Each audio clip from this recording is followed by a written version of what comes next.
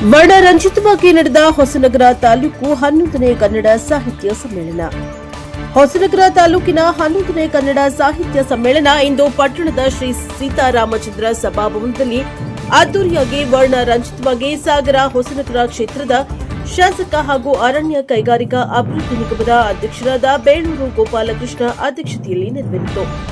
ಜಿಲ್ಲಾ ಕನ್ನಡ ಸಾಹಿತ್ಯ ಪರಿಷತ್ ಅಧ್ಯಕ್ಷ ಡಿ ಮಂಜುನಾಥ ದೀಪ ಬೆಳಗುವ ಮೂಲಕ ಕಾರ್ಯಕ್ರಮ ಉದ್ಘಾಟಿಸಿದರು. ನೀರು ತೊಟ್ಟಿಲು ವೇದಿಕೆಯಲ್ಲಿ ಸಮ್ಮೇಳನ ಅಧ್ಯಕ್ಷ ಎಂಎಂ ಪ್ರಭಾಕರ ಕಾರಂತ, ನಿಕಟಪೂರ್ವ ಸಮ್ಮೇಳನ ಅಧ್ಯಕ್ಷ ಡಿಎಸ್ ಶ್ರೀಧರ, ಸಾಹಿತಿ ಚಿಂತಕ ಪ್ರೊಫೆಸರ್ ಕೃಷ್ಣೇಗೌಡ, ತಹಶೀಲ್ದಾರ್ ಭರತ್ ರಾಜ್, ಕರ್ನಾಟಕ ಜಾನಪದ ಪರಿಷತ್ ಪ್ರಧಾನ ಕಾರ್ಯದರ್ಶಿ ವಿಜೇಂದ್ರ ಶೇಟ್, ಸಾಹಿತ್ಯ ಸಾಂಸ್ಕೃತಿಕ ವೇದಿಕೆಯ ಅಧ್ಯಕ್ಷ ನಗರ ರಾಘವೇಂದ್ರ, ಕಸಪ ನಿಕಟಪೂರ್ವ ಅಧ್ಯಕ್ಷ ಬೆಳಗಿನ ಸಮಾರಂಭದಲ್ಲಿ ವೇದಿಕೆ ಅಲಂಕರಿಸಿ ಮಾತನಾಡಿದರು. ಸಮಾರಂಭಕ್ಕೆ ಮುನ್ನ ಸಭಾಭವನದ ಆವರಣದಲ್ಲಿ ತಹಶೀಲ್ದಾರ್ ಭರತ್ ರಾಜ್ ರಾಷ್ಟ್ರ ಧ್ವಜವನ್ನ, ಕಸಪ ಜಿಲ್ಲಾ ಅಧ್ಯಕ್ಷ ಡಿ ಮಂಜುನಾಥ ನಾಡ ಧ್ವಜವನ್ನ, ತಾಲೂಕು ಕಸಪ ಅಧ್ಯಕ್ಷ ನಾಗರ ಕೊಡುಗೆ ಗಣೇಶ ಮೂರ್ತಿ ಪರಿಷತ್ತು ಧ್ವಜವನ್ನ ಅರಳಿಸಿ ಗಾನ ಸುಧಾ ಸಂಗೀತ ಶಾಲೆ ಹಾಗೂ ಕಾರಣಕೆರೆ ಶ್ರೀ ಆದ ಭಾರತಿ ದಂಡದವರಿಂದ ರಾಷ್ಟ್ರಗೀತೆ ಹಾಗೂ ನಾಡಗೀತೆಗೆ ಧ್ವನಿಗೂಡಿಸಿದ್ರು. ಮಲೆನಾಡ ಮಾಧುರ್ಯ ತಂಡದಿಂದ ರೈತ ಗೀತೆಯ ನಂತರ ನಿಶ್ಮಿತಾ ಪೂಜಾರ್ ಪ್ರಾರ್ಥಿಸಿದ್ರು. ಅರಮನೆ ವಿನಾಯಕ ಸ್ವಾಗತಿಸಿದ್ರು. ನಾಗರ ಕೊಡುಗೆ ಗಣೇಶ ಮೂರ್ತಿ ಪ್ರಾಸ್ತಾವಿಕವಾಗಿ ಮಾತನಾಡಿದರು. ಸಂಪಿಮನೆ ಗಿರೀಶ್ ವಂದಿಸಿದ್ರು. ಬ್ಯೂರೋ ರಿಪೋರ್ಟ್ ಎನ್ಕೆಎಸ್ ಟಿವಿ4 ಹೊಸನಗರ. ಈಗಿರೋ ಪರಿಸ್ಥಿತಿಗಿಂತ ಇನ್ನೂ ಕೆಟ್ಟ ಪರಿಸ್ಥಿತಿ ನಾವು ಹೋಗ್ತಾ ಇದ್ದೀವಿ. ಮಕ್ಕಳ ಕಿವಿಯ ಮೇಲೆ ಕನ್ನಡದ ಶಬ್ದಗಳು ಬೀಳದಷ್ಟು ನಾವು ತುಂಬ ಕಟ್ಟೆಚ್ಚರಿಕೆಯಿಂದ ಅವರನ್ನು ಕನ್ನಡದಿಂದ ದೂರ ಮಾಡ್ತಿದ್ದೇವೆ. ಇಂಥ ಸ್ಥಿತಿಯಲ್ಲಿ ಈ ಭಾಷೆಯ ಸಾಹಿತ್ಯ ಎಷ್ಟು ಮಟ್ಟಿಗೆ ಉಳಿದಿದ್ದು ಅನ್ನೋ ಪ್ರಶ್ನೆ ನಮಗಿದ್ದೇ ಇದೆ. ಅಂತೂ ಕಡೆಗೆ ನನಗೆ ಎಲ್ಲ ಇಲ್ಲಿವರೆಗಿನ ಈ ವೇದಿಕೆಯ ಮಾತುಗಾರರು ಮಾತಾಡಿ ಉಳಿಸಿದ್ದು ಅಂದರೆ ಮುಳುಗಡೆ ಅಂತೆ. ಅದನ್ನು ಹೆಚ್ಚಾಗಿ ಯಾರು ಸ್ಪರ್ಶಿಸಿಲ್ಲ. ನಾವು 4 ದಶಕಗಳ ಹಿಂದೆ ಈ ನಮ್ಮ ಊರಿನಿಂದ, ತಾಲೂಕಿನಿಂದ, ಜಿಲ್ಲೆಯಿಂದ ಎತ್ತಿ ಹೊರಗೆ ಒಗಾಯಿಸಿದಂಥ ಸರ್ಕಾರ ಒಗಾಯಿಸಿದಂಥ ಒಂದು ಯೋಜನೆ ವರಾಹಿ ಯೋಜನೆಯಲ್ಲಿ ಮುಳುಗಡೆ ಆಗಿದೆ. ಅದಕ್ಕಿಂತ ಮೊದಲು ನಮ್ಮ ಊರುಗಳಲ್ಲಿ ಯಾವುದೇ ನಾಗರಿಕ ಸಂಪರ್ಕ ಇವತ್ತು ಏನು ಹೇಳ್ತೀವೋ ಅದು ಯಾವುದೂ ಇರಲಿಲ್ಲ. ಇದ್ದಿದ್ದು ಒಂದೇ ಅಂದರೆ ಸುಖ, ಶಾಂತಿ, ನೆಮ್ಮದಿ. 2000 ಕುಟುಂಬಗಳು ತುಂಬ ಸಹಬಾಳ್ವೆ ಮಾಡ್ತಾ ಇದ್ದೀವಿ ನಾವು. ಈಗ ಹೋಗಿ ನೆನೆಸಿದಂಥ ಊರಿನಲ್ಲಿ ಎಲ್ಲವೂ ಇದೆ, ಎಲ್ಲ ಸೌಲಭ್ಯಗಳೂ ಇದೆ. ಆದರೆ ನಮ್ಮದು ಅನ್ನೋ ಭಾವ ನಮ್ಮ ಮನಸ್ಸಿನಲ್ಲಿ ಹುಟ್ಟುತ್ತಿಲ್ಲ. ಅದು ನಮ್ಮದೇ ಕೊರತೆ ಇರ್ಬೋದು. ಅಂಥ ಸಂದರ್ಭದಲ್ಲಿ ಈ ತಾಲೂಕಿನ ಜನ, ಈ ತಾಲೂಕಿನ ಕನ್ನಡ ಸಾಹಿತ್ಯ ಪರಿಷತ್ತು, ಈ ತಾಲೂಕಿನ ಸಹೃದಯರು 4 ವರ್ಷಗಳ ಹಿಂದೆ ಬಿಟ್ಟು ಹೋದಂಥ ನಮ್ಮನ್ನು ಸಹ ಇವತ್ತು ನೆನಪಿಟ್ಕೊಂಡಿದ್ರಿ ಅನ್ನೋ ಭಾವನೆ ಇದೆಯಲ್ಲ, ಅದು ತುಂಬ ಸಂತೋಷ ಕೊಡುತ್ತೆ. ಕೆಲವು ವರ್ಷಗಳ ಹಿಂದೆ ಗೆಳೆಯ ಮಾರ್ಷಲ್ ಸೆರಾಮ್ ನೀರು ತೊಟ್ಟು ಒಂದು ಕವನವನ್ನು ರಚನೆ ಮಾಡಿ ಅದರ ಬಿಡುಗಡೆಗೆ ನನ್ನೇ ಕಳೆಯಿತು. ನನಗೆ ಅವತ್ತು ತುಂಬ ಸಂತೋಷ. ನಂದು ಮುಳುಗಿ ಹೋದಂಥ ಒಂದು ಗ್ರಾಮ ಈ ರೀತಿಯಲ್ಲಾದರೂ ಮರುಹುಟ್ಟು ಪಡೀತಲ್ಲ ಅಂತ. ಈಗ ನೀವು ನೀರು ತೊಟ್ಟವನ್ನು ವೇದಿಕೆಯನ್ನು ಮಾಡಿ ನನ್ನ ಸಂತೋಷವನ್ನು ಮತ್ತಷ್ಟು ಹೆಚ್ಚಿದೆ. ಇದಕ್ಕಿಂತ ದೊಡ್ಡ ಸನ್ಮಾನ ನಾನು ನಿರೀಕ್ಷೆ ಮಾಡ್ತಿದ್ದೆ ನಿಮ್ಮಿಂದ. ನೀವು ಒಂದು ಸಲಹೆ ಕೊಡ್ತೀನಿ. ನಾನು ದೊಡ್ಡವರು ಹೌದು, ಶಾಲಾ ಕಾಲೇಜುಗಳ ಉಪಾಧ್ಯಾಯರಿದ್ರೆ ಅವರು ಹೌದು. ನಮ್ಮ ಪ್ರದೇಶ ಮೇ ತಿಂಗಳಲ್ಲಿ ನೀರು ಕಡಿಮೆ ಆದ ಮೇಲೆ ನಮ್ಮ ಊರುಗಳೆಲ್ಲ ತಲೆ ಎತ್ತಿ ನಿಂತಿರ್ತಾವೆ. ನೀವು ಪ್ರವಾಸ ಹೋಗಿ ಅಲ್ಲಿ ಡ್ಯಾಮನ್ನು ನೋಡಿ. ಏಷ್ಯಾದಲ್ಲೇ ಪ್ರಪ್ರಥಮ ಭೂಗರ್ಭ ಜಲಪಾತ ಜಲವಿದ್ಯುತ್ ಯೋಜನೆ ನಮಗೆ ಒಂಥರ ಹೊರಡಿತ್ತು. ಆ ಯೋಜನೆ ನೋಡಿ ನಂತರ ಕಾಲ್ನಡಿಗೆಯಲ್ಲಿ ಆ ಮುಳುಗಿ ನಿಂತ ಊರುಗಳಿಗೆ ಹೋಗಿ ಬೇರು ಸತ್ತು ಒಣಗಿ ನಿರುತ್ತದ ಮರಗಳನ್ನು, ಮೋಟು ಗೋಡೆಗಳನ್ನು, ಆಳು ಸುರಿಯುತ್ತಿರುವ ಊರನ್ನು ನೋಡ್ಕೊಂಡು ಬನ್ನಿ. ಅಭಿವೃದ್ಧಿಯ ಮತ್ತೊಂದು ಮಗ ಅವಾಗ ನಿಮಗೆ ಗೋಚರ ಆಗುತ್ತೆ. ಈ ತಾಲೂಕು ಆಗಲೇ ಚಕ್ರ ಸಾವಯವದಲ್ಲಿ, ಶರಾವತಿಯಲ್ಲಿ, ಜೊತೆಗೆ ಒಂದು ಕ್ಷೇತ್ರವನ್ನು ಪಡ್ಕೊಂಡಿದ್ರು. ಆ ಕ್ಷೇತ್ರ ಪಡಿಬೇಕು, ಮರುಹುಟ್ಟು ಪಡಿಬೇಕು ಅನ್ನೋ ಹೋರಾಟ ನನಗೆ ತುಂಬ ಸಂತೋಷ ಕೊಟ್ಟು, ಅದರಲ್ಲೂ 96 ವರ್ಷದ ಸ್ವಾಮಿರಾಯರು ಈ ಹೋರಾಟದ ನೇತೃತ್ವ ವಹಿಸಿದ್ದಾರೆ. ಬೀದಿಯಲ್ಲಿ ಯುವಕರನ್ನ ನಾಚಿಕೆ ಕೊಡುವ ಹಾಗೆ ಕುಣಿತಾರೆ ಅಂದರೆ ಬಹುಶಃ ನಮ್ಮ ಹೋರಾಟದ ಇತಿಹಾಸದಲ್ಲೇ ಮುಂದೆ ಈ ನಿಸ್ವಾರ್ಥ ಹೋರಾಟ ಒಂದು ದಾಖಲಾಗತ್ತೆ. ಆ ಹೋರಾಟ ಯಶಸ್ವಿಯಾಗಲಿ, ಈ ತಾಲೂಕು ಮತ್ತೆ ಕ್ಷೇತ್ರವಾಗಲಿ ಈ ಸಂದರ್ಭದಲ್ಲಿ ಹಾರೈಸುತ್ತೇನೆ. ಈ ತಾಲೂಕಿನ ಕೀರ್ತಿಯನ್ನು ಬೆಳಗಿದ ಅನೇಕರಿದ್ದಾರೆ. ಗರ್ತಿಕೆರೆ ರಾಘಣ್ಣ ಹೆಸರು ಹೇಳಿದರು, ಮಂಜುನಾಥ್.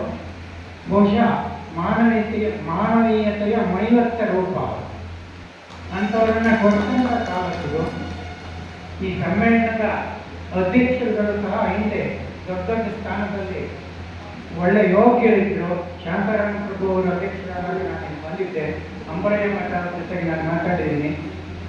ನಾನು ಈ ಅಧ್ಯಕ್ಷತೆ ವಹಿಸಿಕೆ ಒಪ್ಪದೇ ಇರುವ ಒಂದು ಸಂಕೋಚಕ್ಕೆ ತಾವೆಲ್ಲರ ಕೂತಂಥ ಕುರ್ಚಿಯಲ್ಲಿ ನಾನು ಕೂತ್ಕೊಳ್ಳೋದು ಎಷ್ಟು ಮಟ್ಟಿಗೆ ಸರಿ ಎನ್ನುವ ಒಂದು ಕಾರಣವೂ ಸೇರಿದೆ.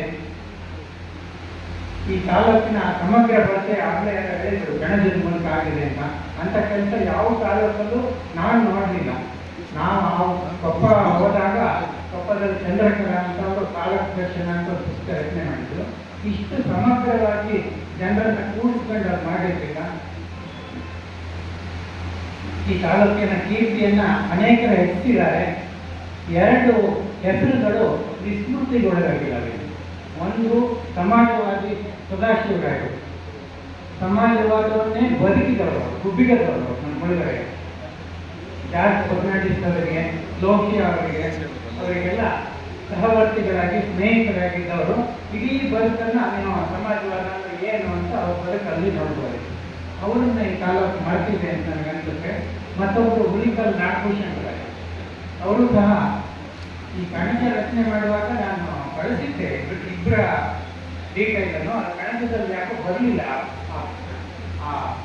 ಅದು ತಪ್ಪು ಇಲ್ಲ ಅಂತೂ. ಆ ನಾಗಭೂಷಣ್ ರಾಯರಿಗೆ 2 ಸತಿ ಅವ್ರ ಮನೆಗೆ ಹೋಗಿ 102 ವರ್ಷ 103 ವರ್ಷ ಆದಾಗ ಸ್ವತಂತ್ರೋತ್ಸವದಂದು ರಾಜ್ಯಪಾಲರು ಬಂದು ಸನ್ಮಾನ ಮಾಡೋದು ಮನೆಯಲ್ಲಿ. ಅಂತ ಹೋರಾಟಗಾರರನ್ನ ನೆನೆಸಬೇಕು. ಮುಳುಗಡೆಯನ್ನ ಯಾವತ್ತೂ ಮರಿಬೇಡಿ. ಮುಳುಗಡೆ ಈ ಜಿಲ್ಲೆಯಲ್ಲಿ ಅನೇಕರು ಮುಳುಗಡೆಯ ಪುಸ್ತಕಗಳನ್ನು ಬರೆದಿದ್ದಾರೆ. ನಾಡಿಸೋಜ ಅವರಿಗೆ ಮುಳುಗಡೆ ಸಾಹಿತಿ ಅಂತಲೇ ಹೇಳ್ತಾರೆ. ಅವ್ರು ಬರೆದಿದ್ದಾರೆ. ಗಜಾನನ ಶರ್ಮರು ಬರೆದಿದ್ದಾರೆ. ಶ್ರೀಧರ್ ಮುಂಡಿಗೆ ಥರ ಬರೆದಿದ್ದಾರೆ. ನಮ್ಮ ರವಿ ಸಸಿತೋಟ ತೀರ್ಥಹಳ್ಳಿ ಅವರು ಬರೆದಿದ್ದಾರೆ. ಈ ಪುಸ್ತಕಗಳು ಈ ತಾಲೂಕಿನಲ್ಲಾದರೂ ಎಲ್ಲರೂ ಓದಬೇಕು. ನಾನು ಮುಳುಗಡೆ ಒಡಲಾಡ ಭಾಗ 1 ಮತ್ತು 2 ರಚನೆ ಮಾಡಬೇಕಾದ್ರೆ ನನ್ನ ಉದ್ದೇಶ ಇದ್ದಿದ್ದು ಮುಳುಗಡೆಯಾಗಿ ನಾವು 2000 ಕುಟುಂಬ ಹರಿದು ಹಂಚಿ ಎಲ್ಲೆಲ್ಲೋ ಹೋಗ್ತಿದ್ದೀವಿ. ಅವರೊಳಗೆ ಒಂದು ಕೊಂಡಿ ಉಂಟಾಗಲಿ, ನಮ್ಮಲ್ಲಿ ಒಂದು ಸಂಪರ್ಕ ಏರ್ಪಡಲಿ, ನಾವೆಲ್ಲ ಒಂದೇ ದಾರದ ಮಣಿಗಳು ಅನ್ನೋ ಭಾವನೆ ನೋಡಲಿಲ್ಲ. ಈಗ ಅನಿಸ್ತಾ ಇದೆ ಈ ಮುಳುಗಡೆ ಆಗದೇ ಇರೋ ಜನರು ಮತ್ತು ನಮ್ಮ ನಡುವೆಯೂ ಸಹ ಆ ಪುಸ್ತಕಗಳು ಕೊಂಡಿ ಆಗಬೇಕು. ಯಾರು ಮರೆತರು, ಇಡೀ ದೇಶ ಮರೆತರು ಈ ತಾಲೂಕು ಅಥವಾ ಯಾವ ತಾಲೂಕಲ್ಲಿ ಈ ಥರದ ಯೋಜನೆಗಳಾಗಿದ್ದಾವೋ ಆ ತಾಲೂಕು ಆ ಸಂತ್ರಸ್ತರ ನೋವನ್ನು ಮರಿಬಾರ್ದು. ಮತ್ತೆ ಮುಂದೆ ಆಗುವ ಏನೇನೋ ಯೋಜನೆಗಳು ಈ ಮಟ್ಟನಗರನ್ನೇ ಖಾಲಿ ಮಾಡೋದು ಬರ್ಬೋದು ಯಾವತ್ತಾದ್ರೂ ಮುಂದಿನ ತಲೆಮಾರಲ್ಲಿ. ಆವಾಗ ಜಾಗೃತಿ ಮಾಡಿಸೋದಕ್ಕೆ ಇಂಥ ಪುಸ್ತಕಗಳು ನೆರವಾಗ್ತವೆ. ಆ ಕೆಲಸಗಳಾಗಲಿ. ನಾನು ಸಾಹಿತ್ಯ ಪರಿಷತ್ ಕಮ್ಮಟಗಳನ್ನು ಏರ್ಪಡಿಸಬೇಕು. ಪುಸ್ತಕಗಳನ್ನು ಉಡುಗೊರೆ ಕೊಡಬೇಕು. ಪುಸ್ತಕಗಳನ್ನು ಬರೆದು ಪುಸ್ತಕಗಳನ್ನು ಓದಿಸಿ ಅದರ ಬಗ್ಗೆ 4,000 ಮಕ್ಕಳ ಹತ್ರ ಬರೆಸಬೇಕು. ಆ ಬರೆಯುವುದೇ ಸರಸ್ವತಿ ಪೂಜೆ ಅನ್ನೋ ಭಾವನೆ ನಮ್ಮ ಮಕ್ಕಳಿಗೆ ಉಂಟಾಗಬೇಕು ಅಂತ ಆಶಯ ವ್ಯಕ್ತಪಡಿಸ್ತಾ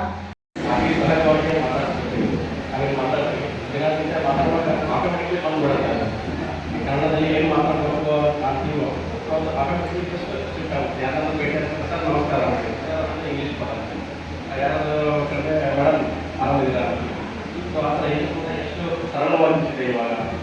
ಆಮೇಲೆ ಏನಾದರೂ ನಾವು ಹೇಳೋದಂದ್ರೆ ಮೊಬೈಲಲ್ಲಿ ಬರ್ತಾ ಇದ್ದಾರೆ, ಯಾರಾದರೂ ಬರ್ತಾ ಇದ್ದಾರೆ ಅಂತ ಹೇಳ್ತೀವಿ. ಇವೆಲ್ಲ ಆಲ್ಮೋಸ್ಟ್ ಅರ್ಧ ಎಲ್ಲ ಇಂಗ್ಲೀಷ್ ಭಾಷೆಗೆ ಬಂದ್ಬಿಟ್ಟಿದೆ.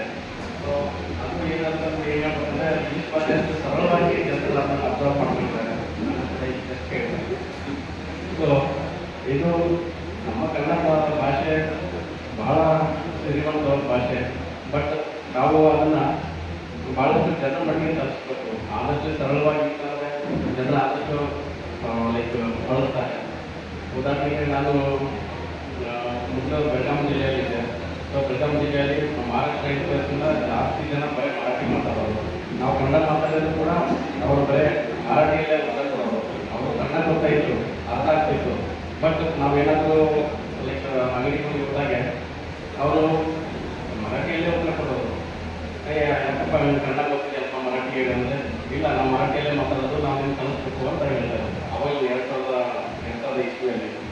ಅದಾದಮೇಲೆ ನನಗೆ ಬೇರೆ ಕೆಲಸದ ಬೆಳೆತ ನಾನು ತಮಿಳ್ನಾಡಿಗೆ ಹೋದೆ, ಲೈಕ್ ಮಹಾರಾಷ್ಟ್ರಕ್ಕೆ ಹೋದೆ, ಡೆಲ್ಲಿಗೆ ಹೋಗಿದ್ದೆ, ಎಲ್ಲ ಸುಮಾರು ಸಲ ಆಟಾಡ್ತಾ ಇದ್ದೆ.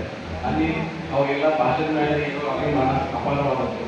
ಸೊ ಇನ್ನೊಂದು ಉದಾಹರಣೆ ಅಂದರೆ ತಮಿಳ್ನಾಡಿಗೆ ಹೋದರೆ ಅಲ್ಲಿ ಪ್ರತಿಯೊಬ್ಬರು ಕೂಡ ಪ್ರತಿಯೊಂದು ಲೈಕ್ ಎಲ್ಲ ಕಡೆಯೂ ಒಲಿ ತಮಿಳು, ಯಾರೊಂದು ಕಡೆಯೂ ತಮಿಳು ಮಾತಾಡ್ತಾರೆ.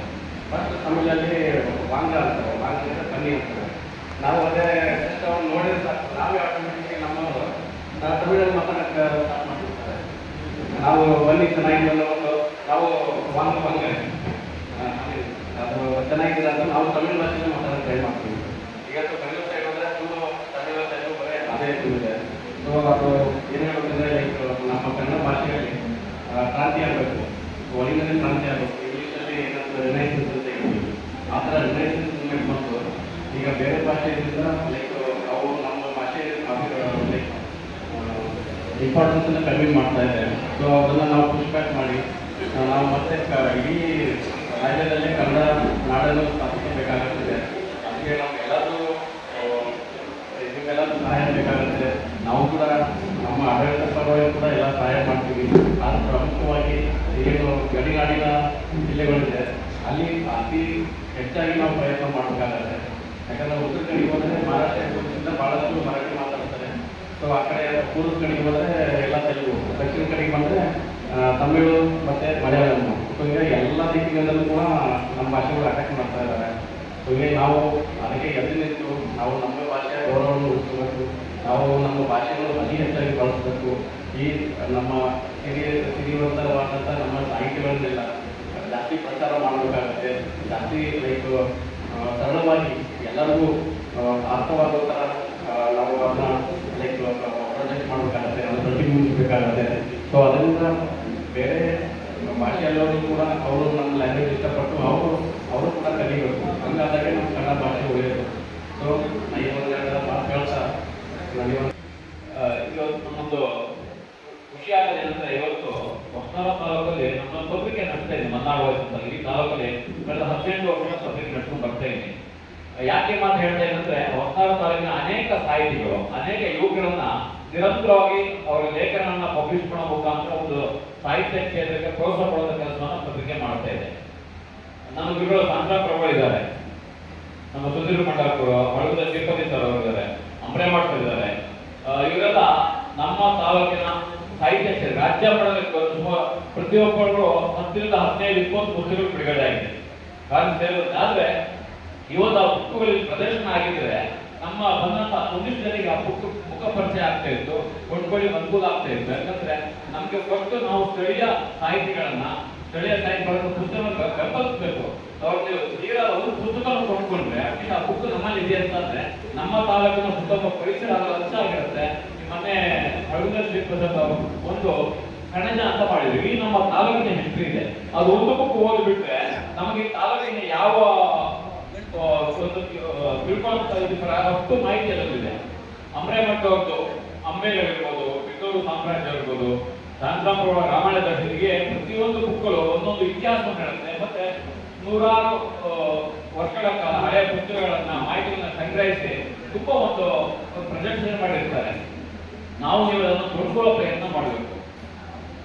ಯಾವ ಸಾಹಿತಿಗಳು ನಾನು ಬರೆದ ಪುಸ್ತಕವನ್ನು ಓದ್ತಾರೆ ಅನ್ನೋ ಖುಷಿ, ಅವರ ಒಂದು ಖುಷಿಗೆ ಒಂದು ವಿಚಾರವನ್ನ ಅಚ್ಚಾಗೊಳಿಸಲಿಕ್ಕೆ ದಾಖಲೆ ಮಾಡಿಕ್ಕೆ ಬರೆದಿರ್ತಾರೆ. ನಾವು ಕೊಂಡ್ಕೊಳ್ಳೋ ಮುಖಾಂತರ ನಮ್ಮ ಸಾಹಿತ್ಯ ಉಳಿಸಬೇಕು ಮುಂದಿನ ಪೀಳಿಗೆಗೆ. ನಮ್ಮ ನೋಡಿ ಇವತ್ತು ಹೊಸನಗರ ತಾಲೂಕು ಗ್ರಂಥಾಲಯ ಹೋದ್ರೆ ನಮ್ಮ ತಾಲೂಕಿನ ಸಾಹಿತ್ಯ ಪುಸ್ತಕಗಳು ಇರೋದಿಲ್ಲ. ಬೇರೆ ಶಿವಮೊಗ್ಗದಿಂದ ಬೇರೆ ಬೇರೆ ಪುಸ್ತಕಗಳು ಇರಬಾರ್ದು ಅಂತ ಹೇಳ್ತಾ ಇಲ್ಲ.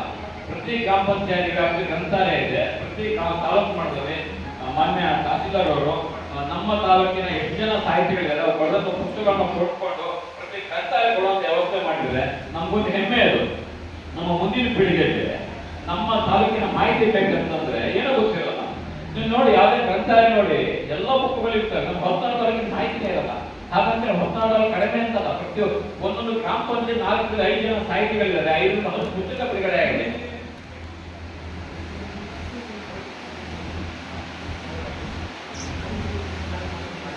ಹಾಗಾಗಿ ನನ್ನೊಂದು ಮನವಿದು.